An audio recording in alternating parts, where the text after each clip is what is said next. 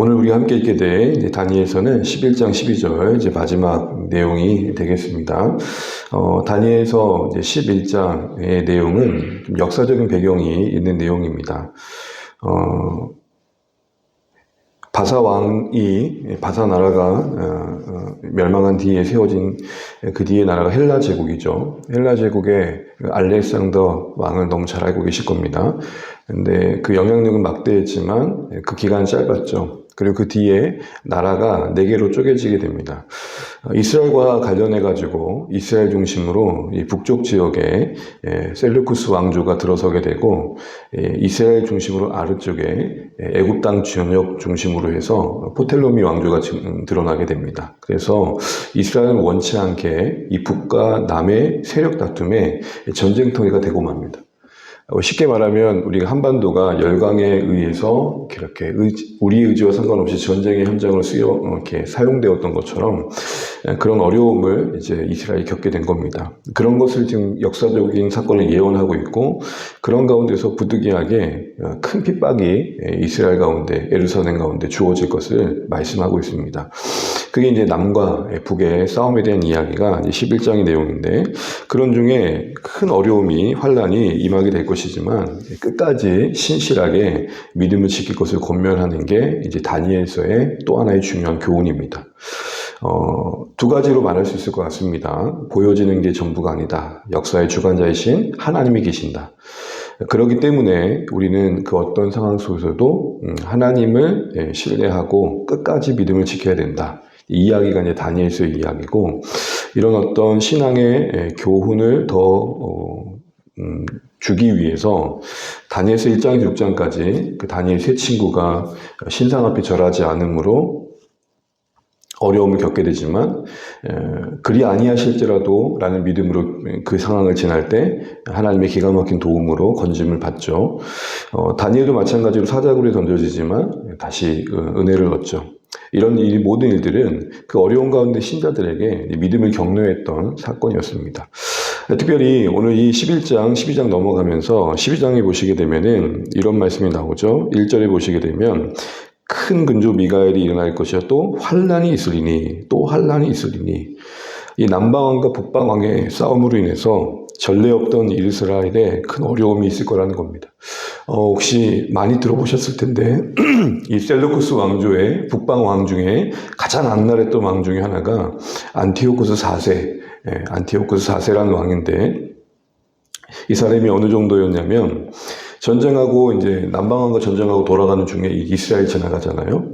이 사람은 헬레니즘 전파자로서 자신의 헬레니즘 문화를 전하기 위해서 온갖 지역의 문화를 말살했습니다. 유대교라고 예외는 아니었겠죠. 그래서 성전을 모욕합니다.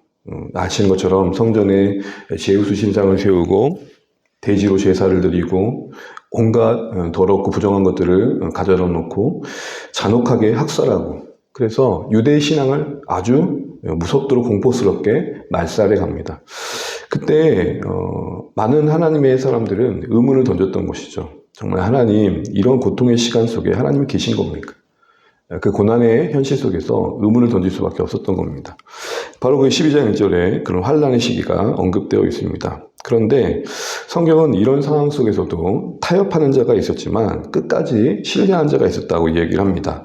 우리 읽진 않았지만 11장 32절, 33절 같이 한번 읽어보겠습니다. 다니엘서 11장 32절 33절입니다. 함께 읽겠습니다. 그가 또 언약을 배반하고 악행한 자를 속임수로 타락시킬 것이나 오직 자기의 하나님을 아는 백성은 강하여 용맹을 펼치리라. 백성 중에서 지혜로운 자들이 많은 사람을 가르칠 것이나 그들이 칼날과 불꽃과 사로잡힘과 약탈을 당하여 여러 날 동안 몰락하니라. 보시는 것처럼 그런 중에도 그 공포스러운 분위기 속에서 하나님과 맺은 언약의 백성으로서의 그 정체성을 배반하고 타협하고 그 유혹에 넘어간 자가 있었다는 겁니다. 그러나 그런 중에도 자신을 지키는 강한 자들이 있었는데, 그들의 지혜에 있음의 특징은 지혜로운 그들의 특징은 뭐냐면 32절 보실까요? 하나님을 아는 백성이에요. 이 안다라는 것은 단순한 지식적인 알미 아니라 하나님의 인격적으로 신뢰하는 그런 관계적인 그런 용어입니다. 그래서 하나님을 끝까지 신뢰했던 사람들은 그 어려움 중에도 신앙을 지켰다라는 것이죠. 그리고 또 하나 이야기하는 것은 그렇게 신앙을 지킨 자들의 그 최후는 영광스러웠다는 겁니다. 그게 오늘 3절에 있습니다. 32절에 하나님의 아는 백성은 33절에 지혜로운 자들입니다. 그들은 끝까지 서로를 붙들려고 노력했습니다. 그러나 그 상황 속에서는 그들은 무력했던 자들입니다. 그러나 그것이 끝이 아니라 그 지혜로운 자들의 영광이 3절에 나옵니다. 3절 보실까요? 12장 3절입니다. 지혜 있는 자는 궁창의 빛과 같이 빛날 것이요 많은 사람을 옳은 대로 돌아오게 한 자는 별과 같이 영원토록 빛나리라. 32절, 33절에 언급됐던 이들의 최후가 이와 같을 것이다 라고 말을 합니다. 이 모든 것을 듣고 이제 오늘 하나님께서 다니엘에게 이 말을 간수하고 봉함하라 말합니다. 이 봉함한다는 것은 여러분 우리가 보통 어떤 계약서를 쓰고 난 다음에 봉의를 한다는 것은 더 이상의 이 계약의 내용에는 변개될 내용이 없다라는 거죠. 바꿀 내용이 없다는 거죠. 이 봉함의 의미는 무엇이냐면 하나님께서 다니엘에게 말씀하신 장차 일어날 이 어려움, 그래서 그 어려움 중에도 하나님의 주권 가운데 주의 백성들이 영화롭게 될 것에 대한 영광의 날들에 대한 약속, 이 모든 게 신실하게 이루어질 것을 약속하고 계신 겁니다.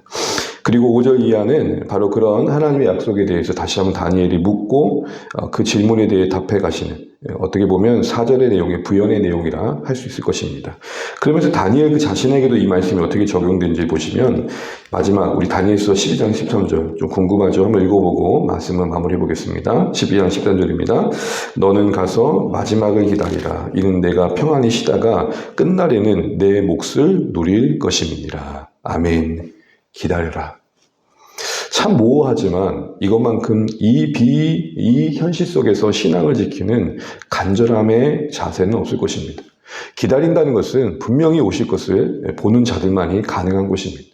우리 신앙이 이 땅에서 당시에 다니엘서가 말하고 있는 배경 속에서의 핍박 그 이상의 어떤 어려움이 당장에 눈에 보이진 않지만 분명 지금의 이 시기도 마지막 때를 향해 가면서 이 종말의 때에 악은 더 드세지고 있습니다. 신앙을 지키고 산다는 것, 제대로 신앙을 가지고 산다는 건 그리 쉽지 않은 시대를 우리도 살고 있다는 겁니다.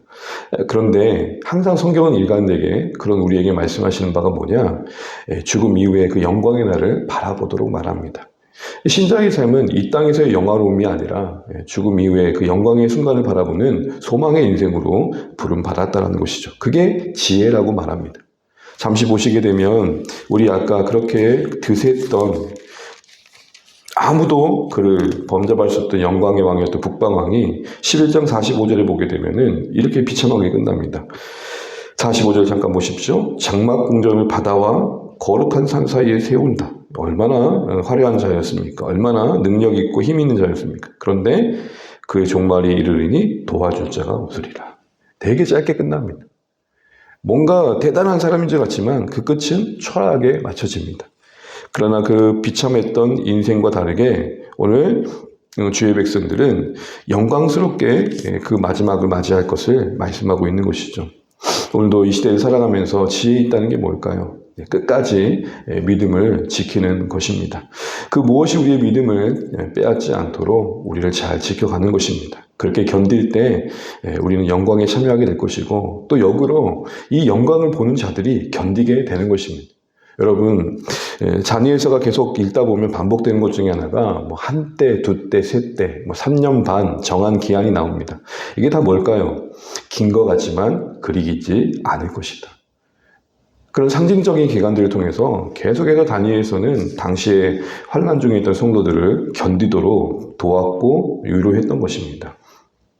그리고 무엇보다도 하나님께서 그들을 반드시 기억하고 계시고 영원하게 말씀하고 계시는 거죠. 12장 1절 다시 한번 보시게 되면 땅에서는 그 극난의 환난, 이제껏 이런 일이 없었다는 어려움이 임하겠지만 12장 1절 보시게 되면 이스라엘을 호위하는 천사 미가엘이 그때 일어난다고 말합니다. 땅에 보이는 게 전부가 아니라는 거죠. 분명 이 땅에는 큰 어려움이 있을 거지만 하늘에서는 그 어려운 때를 잘 지날 수 있도록 붙드시고 격려하시는 하나님의 일하심이 있을 거라고 말하고 있는 것입니다. 이러한 내용들을 가지고 다니엘서는 매듭 지으면서 도저히 꿈을 꿀 수 없었던 그 현실 속에 있는 자들에게 꿈을 꾸게 하는 겁니다. 우리가 믿음으로 이 땅에 산다는 것은 바로 그 소망 속에서 꿈을 꾸는 것이고 우리가 이 땅이 교회가 되어 간다는 것은 우리가 꿈꾸는 게 무엇인지를 보여주는 것이겠죠. 우리도 고난받으면 죽어도 영광 되도다. 오늘 이 찬양의 고백을 많이 생각하시는 한 달 되시면 좋겠습니다. 우리도 고난받으면 죽어도 영광 되도다. 이것이 이 땅에 있었던 모든 신실한 신자들의 일관된 고백이었고 오늘 우리가 함께 해야 될 고백일 것입니다. 다니엘서를 매듭 지으면서 6가지의 주제를 말씀드리고 마치겠습니다. 오늘 다니엘서는 우리에게 크게는 보이는 것이 전부가 아니다. 그러니 끝까지 인내하고 부활의 영광에 참여하자. 이거라면 조금 더 세분적으로 말하면 이렇습니다. 첫째, 세상이 흔들려도 하나님은 통치하신다. 둘째, 교만한 권세는 무너진다. 셋째, 끝까지 분별하고 믿음을 지켜라. 넷째, 고난은 정결케 하는 은혜의 길이 될 것이다. 다섯째, 부활의 소망이 우리를 견디게 할 것이다. 여섯째, 하나님은 우리를 기억하시고 인도하신다. 오늘 이 단연한 사실 속에서 우리 믿음을 다시 한번 재비춰 보시면서 오늘 다니엘서가 그 당시에 주고자 했던 위로와 도전, 격려, 가장 개국 이래 이런 일이 있었는가라는 아픔의 시간을 지난 그들에게 소망을 주려고 했던 다니엘서의 말씀이 동일하게 우리에게 소망이 되면 좋겠고 12장 3절 말씀처럼 지혜 있는 자로서 장차 궁창의 빛같이 빛날 날들을 소망하시면 좋겠습니다. 여러분, 소망이 없으면 영적으로 살아가기 참 힘듭니다. 이 땅의 현실이 우리의 믿음을 지지하지 않고 오히려 억압할 때가 있고 그 믿음 때문에 세상의 삶이 버겨울 때가 있지만 서글프도록 힘든 나날들을 보내도 여러분 끝은 있고 기한은 있으며 그 기한의 끝이 영광스러울 거라는 이 약속, 어찌 보면 허망해 보이는 이 약속이 사실은 우리의 소망이 되어지고 있다는 거 잊지 마시고 잠시 지나간 이 시기에 그때 유혹에 배반하고 넘어지는 자들이 아니라 하나님을 아는 백성으로서 강하고 용맹스럽게 믿음을 지켜갈 수 있는 우리의 삶이 되시길 바라고 그런 은혜를 구하시는 이 아침 되시기를 간절히 바랍니다. 기도하겠습니다.